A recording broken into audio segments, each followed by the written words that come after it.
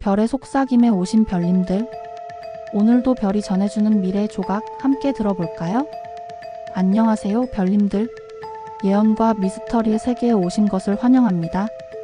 오늘은 시간의 문을 열고 우리 역사 속 가장 방대하고 정확한 기록인 조선 왕조실록으로 떠나보려 합니다. 조선 왕조실록은 왕의 일거수일투족부터 백성들의 삶, 그리고 하늘에서 벌어진 기이한 현상들까지 그야말로 조선 500년의 모든 것을 담고 있는 보물 같은 기록이죠.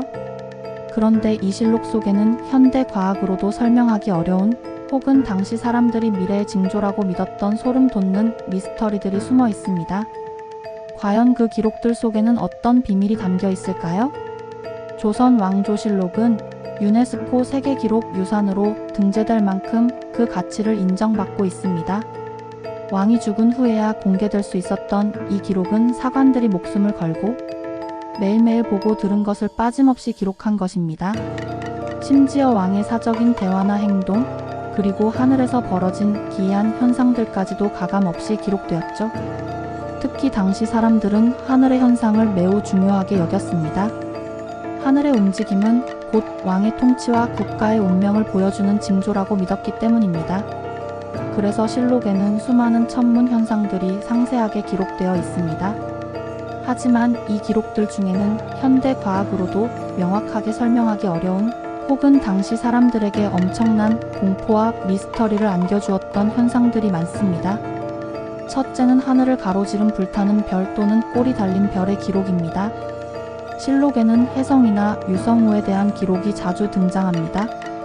예를 들어 세종실록에는 밤에 큰 별이 떨어졌는데 그 소리가 우레와 같았다는 기록이 있습니다. 또 다른 기록에는 꼬리 달린 별이 나타나 하늘을 가로질렀는데 그 빛이 너무 밝아 밤에도 대낮 같았다는 내용도 있습니다. 현대 과학으로는 혜성이나 유성우 현상으로 설명할 수 있지만 당시 사람들에게는 이러한 현상이 왕의 죽음, 전쟁, 역병, 가뭄 등 국가적인 재앙을 예고하는 불길한 징조로 여겨졌습니다. 특히 혜성은 흉성으로 불리며 왕실과 백성 모두에게 큰 불안감을 안겨주었습니다. 이러한 기록들은 당시 사람들이 자연 현상을 어떻게 받아들이고 해석했는지를 보여주는 중요한 단서가 됩니다. 둘째는 별들이 비처럼 쏟아졌다는 유성우 기록입니다. 실록에는 밤에 별들이 비 오듯이 쏟아져 내렸다는 기록이 여러 차례 등장합니다. 현대에는 유성우가 주기적으로 발생하는 아름다운 천문 현상으로 알려져 있지만 조선 시대 사람들에게는 하늘에서 별들이 떨어지는 모습이 세상의 종말이나 큰 변란을 예고하는 섬뜩한 징조로 받아들여졌습니다. 특히 임진왜란 직전에도 이러한 유성우 기록이 있었다고 전해지면서 후대에는 전쟁의 전조였다는 식으로 해석되기도 했습니다. 밤하늘을 가득 채운 별똥별들이 공포의 대상이었다는 사실은 당시 사람들의 세계관과 자연에 대한 경외심을 엿볼 수 있게 합니다. 셋째는 설명할 수 없는 하늘의 색깔 변화와 이상한 해와 달의 기록입니다. 실록에는 하늘이 붉은색, 검은색 혹은 피처럼 변했다는 기록이 있습니다. 또한 해가 두 개로 보이거나 환일 현상, 달이 여러 개로 보이는 환월 현상 기록도 찾아볼 수 있습니다. 현대 과학으로는 대기 중의 얼음 결정이나 먼지 등으로 인해 발생하는 광학 현상으로 설명될 수 있지만 당시에는 이러한 현상들이 왕의 덕이 부족하거나 국가에 큰 재앙이 닥칠 것이라는 강력한 경고로 해석되었습니다. 특히 해나 달과 같은 천체가 이상하게 보이는 것은 왕권의 위협이나 국가의 존망과 직결되는 매우 불길한 징조로 여겨져 왕실이 크게 불안해했다고 합니다. 이러한 천문 현상들은 단순히 자연 현상으로만 기록된 것이 아니라 당시의 정치적, 사회적 상황과 결부되어 해석되었습니다. 예를 들어 왕이 병에 걸리거나 가뭄이 심할 때 기이한 천문 현상이 나타나면 이는 왕의 부덕함 때문이라고 여겨져 왕이 스스로를 반성하고 하늘의 제사를 지내는 등의 조치를 취하기도 했습니다. 조선 왕조실록에는 천문 현상 외에도 풀리지 않는 미스터리한 사건들과 예언적인 기록들이 많습니다. 첫째는 괴조의 출현과 그 해석입니다. 실록에는 이상한 새가 나타나 불길한 소리를 내었다거나 머리가 둘 달린 새가 궁궐에 날아들었다는 등의 기록이 종종 등장합니다. 이러한 괴조의 출현은 왕의 죽음, 왕실의 불화, 혹은 국가적인 재난을 예고하는 흉조로 해석되었습니다. 예를 들어 연산군 시절에는 궁궐의 괴조가 나타나 불길한 소리를 내었다는 기록이 있는데, 이는 연산군의 폭정과 그로 인한 비극적인 최후를 암시하는 징조로 여겨지기도 했습니다. 현대에는 희귀한 조류의 출현이나 변종으로 설명될 수 있지만, 당시 사람들에게는 미지의 존재가 보내는 경고로 받아들여졌습니다. 둘째는 우는 나무나 피 흘리는 돌과 같은 기이한 자연현상입니다. 실록에는 나무에서 피처럼 붉은 액체가 흘러나오거나 돌에서 피가 솟아났다는 기록도 있습니다. 이러한 현상들은 당시 사람들에게는 자연이 보내는 강력한 경고이자 예언적인 메시지로 받아들여졌습니다. 특히 백성들의 고통이 극에 달했을 때 이러한 현상이 기록되면서 이는 곧 하늘이 백성들의 고통에 공감하고 왕에게 경고를 보내는 것이라는 식으로 해석되기도 했습니다.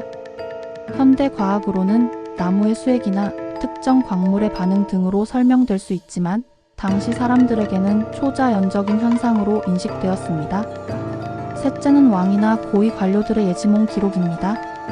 실록에는 왕이 꿈에서 미래를 암시하는 계시를 받거나 신하가 꿈을 통해 국가의 운명을 예견하는 내용이 기록되어 있습니다.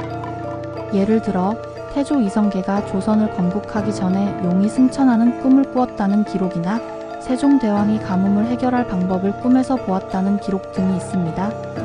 이러한 꿈들은 단순한 꿈이 아니라 하늘의 뜻이 담긴 예언적인 메시지로 받아들여져 국가의 중요한 결정에 영향을 미치기도 했습니다.